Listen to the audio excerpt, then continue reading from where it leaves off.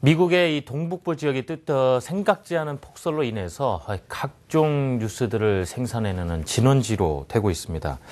미국 증시 역시 지난해 1분기 동안요, 이 폭설과 한파로 인해서 이 경기라든가 주가가 크게 떨어진 적이 있습니다. 기억하실 겁니다. 그런데 벌써부터 월가에서는 1년 전에 악몽이 되살아나는 것 아니냐, 이런 우려 섞인 시선이 나오고 있습니다. 오늘은요, 이 날씨와 이 경제에 대해서 그 연관관계에 대해서 알아보는 시간을 마련했습니다. 한국경제신문사 한상준 논설위원과 말씀 나누겠습니다. 위원님 어서 오세요. 네, 안녕하십니까. 네. 이 밤사이도 보니까요, 미국 5개 주에 대해서 비상사태가 선포됐다, 여러 가지 이야기가 나옵니다. 벌써 하루 종일 한 전체 도시의 대중교통이 완전 정지가 돼버린 상태고요. 지금 기후가 이 경제에 영향을 미치는 상황, 어제 오늘 일이 아닙니다만, 올해 또 유독 심해 보입니다, 위원님. 네. 오늘 아침에 서울 날씨도 굉장히 차갑죠. 쌀쌀했습니다. 마이너스 9도까지 해서 오늘 새벽에 산에 올라가니까 정말 춥더라고요. 예. 날씨가 따뜻해다가 추워지면 더 새벽부터 체감적으로. 산에 다녀오셨군요. 그렇습니다. 예. 사실은 그 미국의 북동부에 개인적으로는 그쪽에 걱정이 돼서 이제 가족한테 그 전화를 하는데요. 네. 학교가 완전히 폐쇄됐습니다. 지금 말씀하신 대로. 그래서 1년 전에 그 악몽이 되살아나는 게 아니냐. 현지의 사람들은 굉장히 이거에 대해서 굉장히 두려움을 많이 느낍니다. 네. 그럼 1년 전에 어떤 상황이었을까 하는 것을 잠시 말씀드리면요. 1년 전에 미국의 그 북동부를 중심으로 해서 폭설과 혹한 때문에 미국 경제라든가 증시가 많은 그 영향을 받았다 하는 것은 잘 아실 거라고 봅니다. 네. 그래서 작년에 그 1분기 이때는 미국뿐만 아니라 전 세계적으로 이상 기후에 따라서 굉장히 많은 그 다양한 모습을 보였었는데요. 같은 위도상에 미국은 아주 혹한과 폭설이었었는데 당시에 영국은 대홍수가 나타났거든요. 기억이 나실 겁니다. 템스강이 넘치느냐 마느냐 이렇게. 그리고 브라질도 남반구긴 하지만 대홍수. 반면에 남반구의 곡창지대인 호주라든가 아르헨티나 같은 경우는 대가뭄 이렇게 나왔었거든요. 그래서 이상기후 때문에 작년 같은 경우는 미국 증시를 비롯해서 전 세계 경제가 상당히 좀 어려움을 당했던 때인데요. 그런 그 트라우마가 갇히지 않은 상태에서 지금 미국의 그 북동부가 우리 김 PD께서 이렇게 보여주시고 있습니다는 이게 아마 어떨 때 자리하는지 모르겠습니다는 상당히 좀 많이 내리고 있죠. 미국의 현지에서 보면은 이거보다 더 많이 내리는 것 같습니다. 그래서 1년 전에 그 트라우마가 채 이렇게 가시지 않은 상태에서 월가에서는 사실 그 한파와 폭설과 증시와 경제 이것이 또다시 관심이 되고 있다 보겠습니다. 단순히 그 폭설 이런 표현 외에도요, 눈 폭풍, 눈 폭탄, 몬스터 스톰 이런 표현들이 나오고 있는데 미국 이 증시 역시도 폭설에 따른 영향이 의외로 큽니다.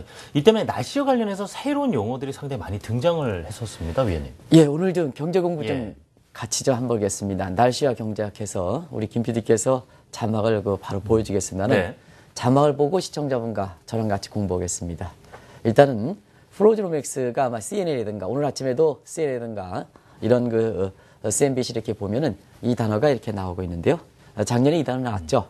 프로즌, 꽁꽁 얼다에 따라서 이코노믹스 해서 프로즌과 이코노믹스를 합성한 프로즈노믹스가 해서 이건 제가 이렇게 해석해 드리지 않더라도 잘 아실 거라고 생각합니다. 그 다음에 요새 아마겟돈 얘기가 많이 나오죠. 그래서 지난번에 스위스가 최저 환절제 포기 이후에 스위스 프랑화 대비 세계 대혼란에서 프랑코겟돈이라는 얘기가 났었죠. 그래서 아마 아마겟돈 얘기는 잘 알 겁니다. 아마 시청자 여러분도 대혼란이다. 이것이 지금 말씀하신 대로 폭설로 인해서 대혼란이다 해서 스노마겟돈이라는 표현을 쓰죠. 이런 것이 이제 지금 새롭게 되고요. 이 용어들은 잘 모실 걸 생각하는데요. 아이스 포칼립스 해서 아이스 플러스 아포칼립스. 요 아포칼립스라는 얘기는 사실 요한계시록이라는 뜻인데요. 이게 다른 표현에서는 세계 종말이라는 표현도 있습니다. 여기서 뜬 것은 얼음으로 인해서 세계의 종말. 그래서 아이스 포칼립스 해서 하는데요. 자막에 더 관심이 있는 것이 이렇게 되는데요. 김 PD께서 지금 바로 보여주고 있습니다. 오고. 아마 이거 오고라는 용어는 아실 겁니다. 이게 오고라는 얘기는 사실상 사람을 잡아먹는 도깨비 원래 뜻이거든요. 그럼 뭐가 잡아먹느냐? 폭설이 사람을 잡아먹는다 해서 이 오고가 지금 식인 괴물로 이렇게 비유되고 있는데요. 이런 용어들이 사실 폭설과 경제학, 날씨와 경제학해서 이런 새로운 용어들도 네. 많거든요. 이런 용어들이 작년에 1, 4분기에 미국 경제에서 폭설과 날씨에 의해서 경제에 영향을 많이 미치다 보니까 많은 그 언론을 중심해서 이런 용어들이 나왔으면은 다시 미국의 북동부에 경우에 따라서는 작년보다 더 큰 폭설이 내림에 따라서 이런 용어들이 오늘 CNN이든가 이런 것을 3시서부터 이렇게 듣기 들었는데요. 이런 용어들이 네. 다시 툭툭 튀어나오는 모습을 보이고 있습니다. 근데 작년보다 더 이렇게 물론 이제 예비성 경고성도 있습니다만 네. 이 아나운서들이 굉장히 세게 얘기하는 모습을 보실 겁니다. 그래서 이런 용어들이 다시 나오는 거 보면 미국에서 보면 사실 그 날씨에 따라서 경제에 미치는 영향은 다른 어떤 것보다도 이것은 사람이 통제가 불가능하기 때문에 예. 우리가 쓰나미라든가 이런 것을 보면 사실 그냥 알면서 당하지 않습니까? 이런 목인데요. 이거에 대해서 아주 민감한 사태가 발생하고 있다 이렇게 됐습니다. 지금 뭐 불과 26일과 27일 이틀간 내린 눈으로 해서 뭐 교통이 마비되고 휴교령이 내려졌다 그러면은 보지 않더라도 어마어마한 어느 정도의 그 날씨인지를 상세히 가실 텐데요. 당장 1년 전으로 가보겠습니다. 미국의 경우 앞서 말씀드린 이 프로즈노믹스로 인해서 1분기 성장률이 말이죠. 약간 둔화될 것이라는 예상을 훨씬 뛰어넘어서 마이너스. 완전 역성장을 한 분기로 기억이 돼버렸거든요. 네, 아주 그 중요한 그 지적을 하셨습니다. 미국은 경제 스케일 규모가 크거든요. 네. 또 한 가지는 GDP 부가가치에 미국만큼 다원화된 부가가치가 있는 건 아니거든요. 그런 측면에서 보면 날씨가 얼만큼 큰 피해를 미치냐면 작년에 그 날씨로 인해서 또 폭설과 혹한으로 인해서 네. 미국 경제를 완전히 마비시켰다 이렇게 얘기합니다. 지금 이제 진행자께서도 폭설 때문에 미국의 북동부가 지금 이렇게 꽁꽁 얼어붙어서 경제활동이 못한다. 실제로 못합니다. 그냥 집에 갇혀 있거든요. 제 집사람이랑 꼬마애도 집사람 집에 갇혀 있습니다. 27일에는 집 밖으로 나오지 마십시오. 그렇습니다. 아예 이렇게 나오고 비상사태로 있거든요. 해서 학교까지 그냥 크로즈 해버립니다. 네. 그래서 자기가 자발적으로 가지는 사람도 오지 말라 해서 크로즈 해버렸는데요. 이게 좀비 경제입니다. 좀비 경제. 완전히 사람의 활동을 멎게 하는 어디서 집 속에서 멎게 하는 이게 이제 날씨 혹한에 이렇게 되거든요.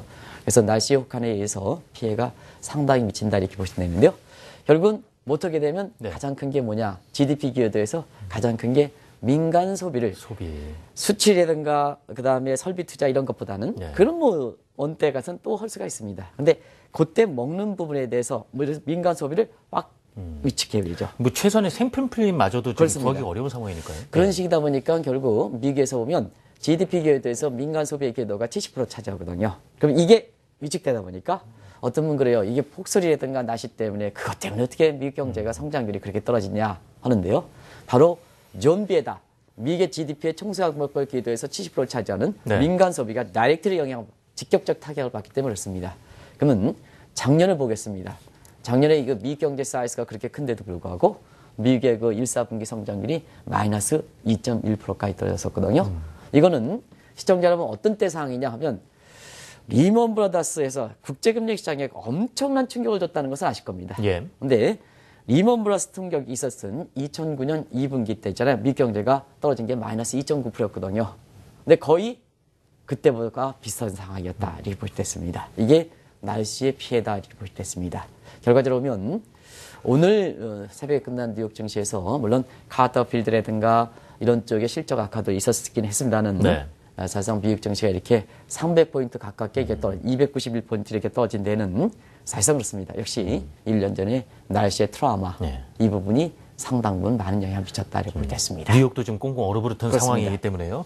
자, 우리 시간으로 어제 밤부터죠. 올해 첫 연준 회의가 이제 열려서 이틀간의 일정으로 진행이 되는데 지금 이번에 미국 동북부에 불어닥친 폭설 때문에 이 또 금리 인상과 연관지어서 나온 시각들이 있는 듯 싶습니다. 이런 날씨 영향 때문에도 혹시 금리 인상 시를 좀이라도 늦추지 않겠는가 이런 시각도 있는데 이것까지는 좀 과도한 우려가 아닐까 싶은데 어떻게 보시는지요? 사실은 그 여기 나와서 이렇게 많이 해설하시는 분도 이 인과관계가 명확지 못한 상태에서 자기 추측에 의해서 막 이렇게 해설하는 사람이 있으면 마치 그게 아주 당신의 그 고유한 전문적인 지신 양 이렇게 얘기하시는 분이 많은데요. 항상 뭐냐 모든 일은 인과관계가 있습니다.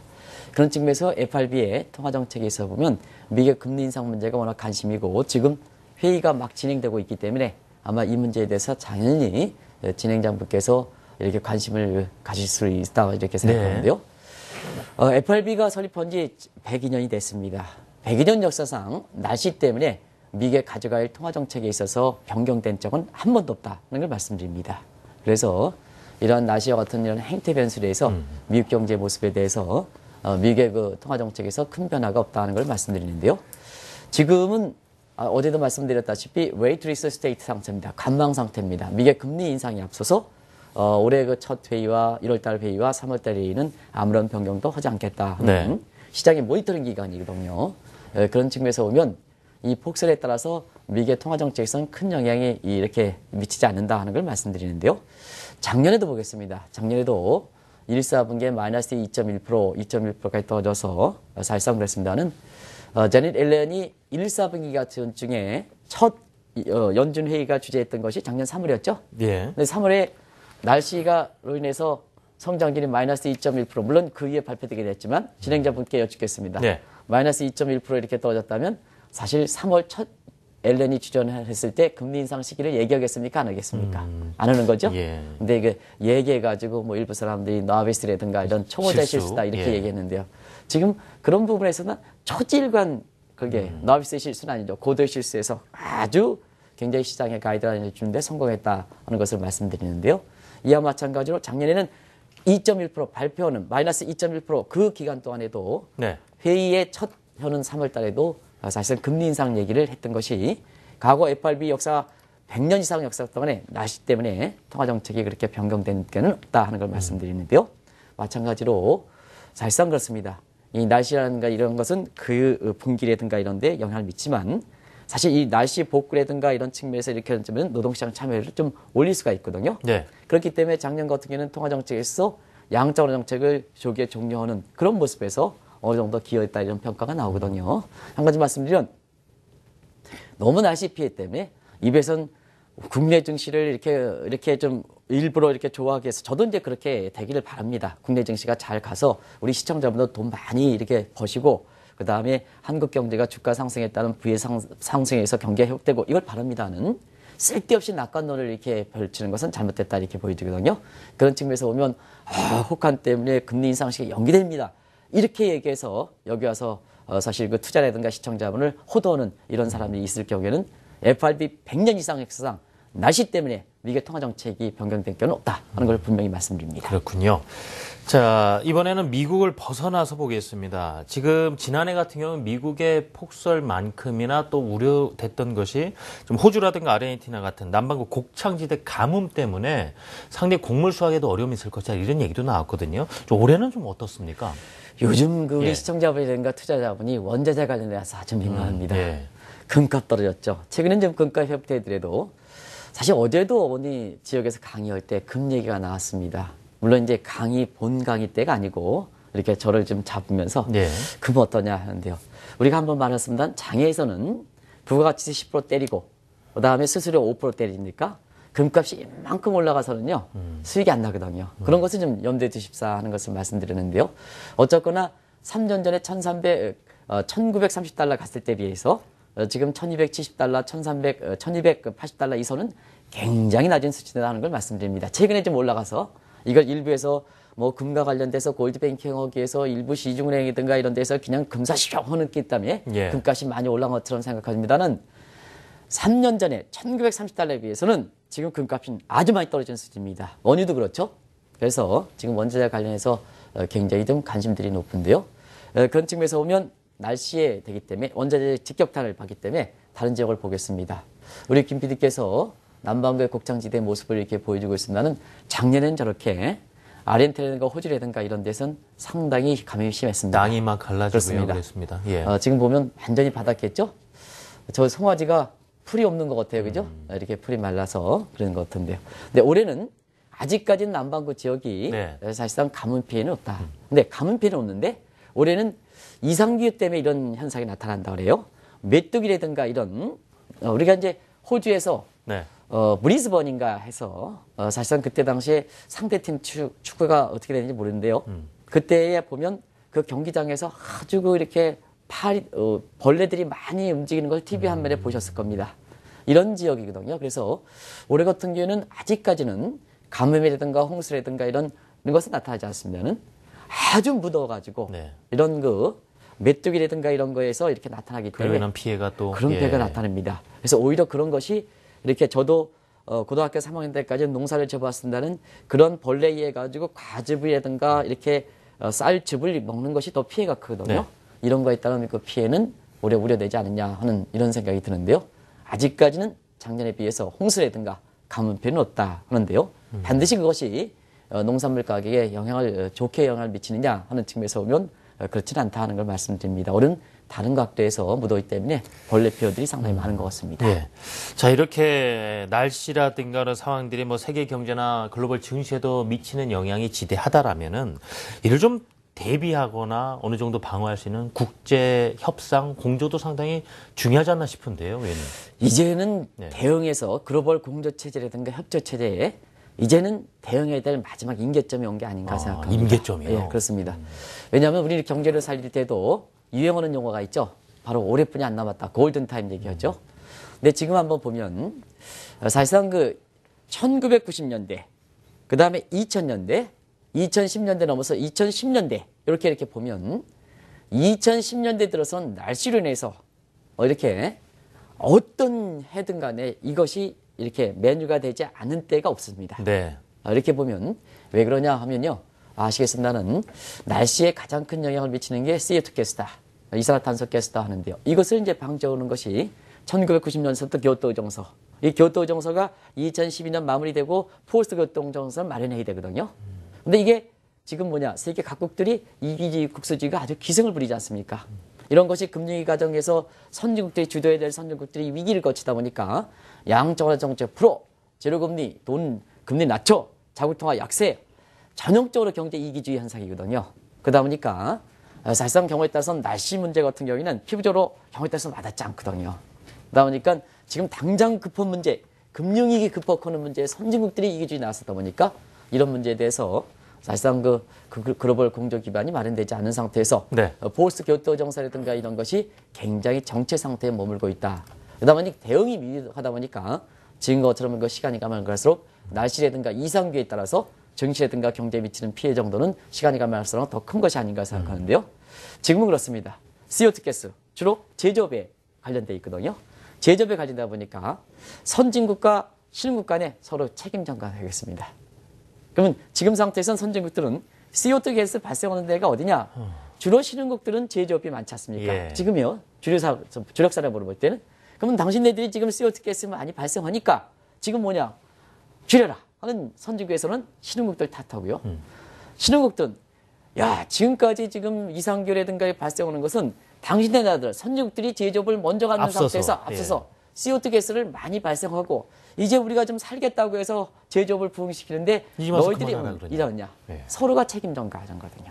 이런 상태에서 포스트 교토 정서가 제대로 맞이하지 않은 상태에서 날씨는 서로 대응하지 못하다 보니까 시간이 그만큼 CO2 가스는 기하급수적으로 늘어나거든요. 네. 우리가 보면 자동차 한번 보시기 바랍니다. 자동차 같은 경우는 기하급수적으로 늘지 않습니까? 이런 부분이거든요.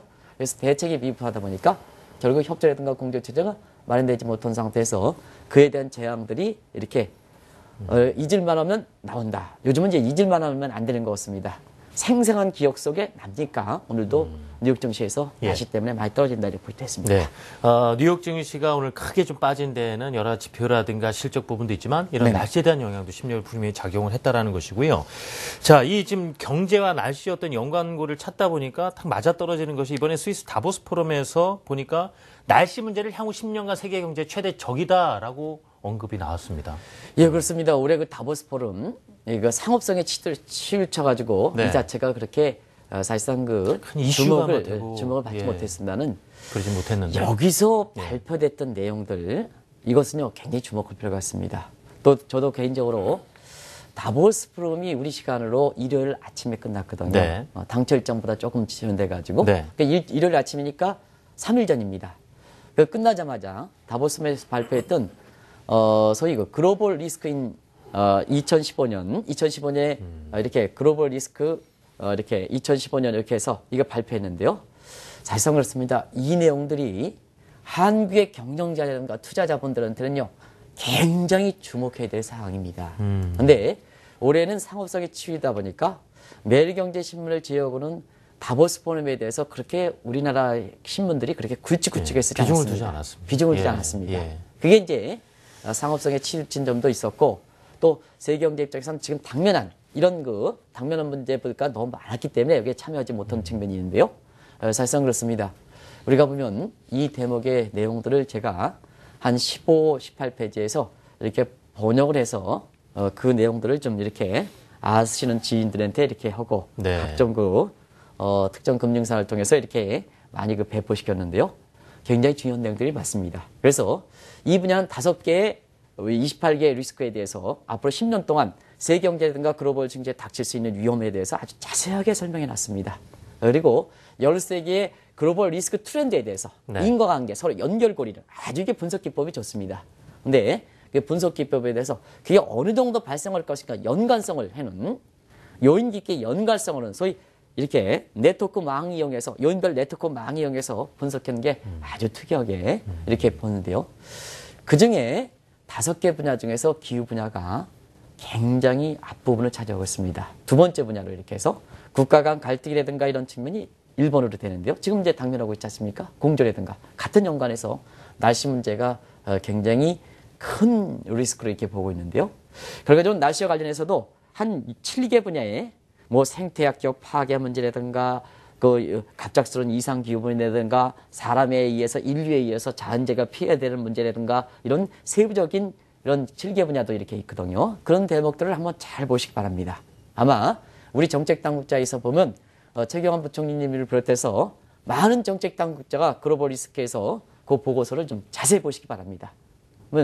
향후에 우리가 국가적인 리스크, 대응 리스크에서 지금 안전사고라든가 뭔가에서 화두가 되고 있는데요. 네. 또 이렇게 세월호 참사가 되다 보니까 경우에 따라서는 좀 적어지는 측면이에요. 이게 바로 안전사고에 대한 대책입니다. 그런 측면에서는 향후 10년 동안 이렇게 되는데요. 이 날씨 문제가 네. 정말로 임계점에 와 있다. 이제는 오래 놓치면 골든타임이다. 하는 게 오히려 한국 경제보단 이게 더 심한 게 아닌가 이런 생각이 듭니다. 이런 대목이 지금 날씨에서 경제라든가 증시에서 보면 굉장히 한 이슈로 등장한 만큼 그래서 아마 우리 작가께서 오늘 날씨 문제 패테일 리스크라는 표현을 썼습니다. 네. 테일 리스크인데 발생 가능성이 높다. 그래서 꼬리가 정규 부분상의 양쪽 꼬리 부분이 테일 리스크인데 여기 가는 게 아니라 살쪘다.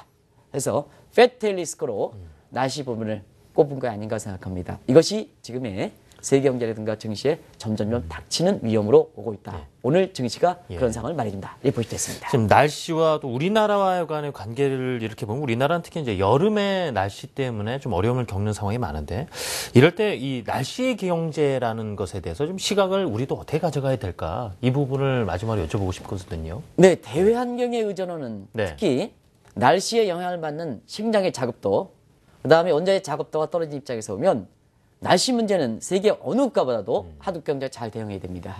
왜냐하면 우리가 날씨와 관련된 경제에서 보면 또 우리 국민의 직생활과 관련된 이런 부분에 대한 자급도가 떨어지는 상황이거든요. 그런 측면에서 보면 이게 남의 나라의 일이 아니라 사실상 한국 경제가 가장 대응할 문제다 이렇게 보겠습니다. 그래서 지금 뭐 소통이다 뭐다 이런 것도 중요합니다는 이렇게 닥쳐올 위험에 대해서 사실상 지금 대비책 이런 것이 더 중요하다 이렇게 보시면 되겠는데요.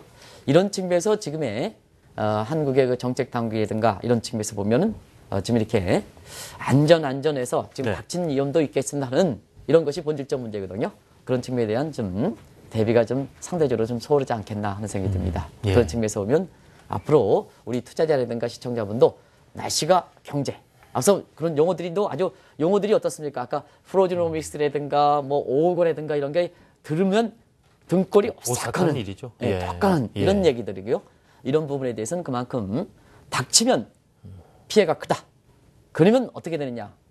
인과관계가 이렇게 상당히 언제 올지 모르는 상태에서 보면 예방책이 중요하다. 그게 안전사고 대책이다. 네. 안전대책이다. 국가의 위기 관리 시스템이다. 그런 걸 꼭 말씀드리고 싶습니다. 우리가 뭐 날씨 경제하면은 추우면은 난방용품이 잘 팔린다. 더우면은 뭐 여름용품이 불태우면서 그건 기후가 증시에 좋아진다. 미입적인 그렇죠. 일부 종목하는 사람들이죠. 네네. 지금은 이것이 리스크로 다가온다는 것이죠. 그래서 혹시나 예. 그건 중요한 지적이었습니다. 예. 날씨 관련해서 증시에 좋게 해석하는 사람은 날씨가 되면 난방 많이 팔린다 이렇게 해서 아주 지역적인 가지고 방송을 하시는 분이 있는데요.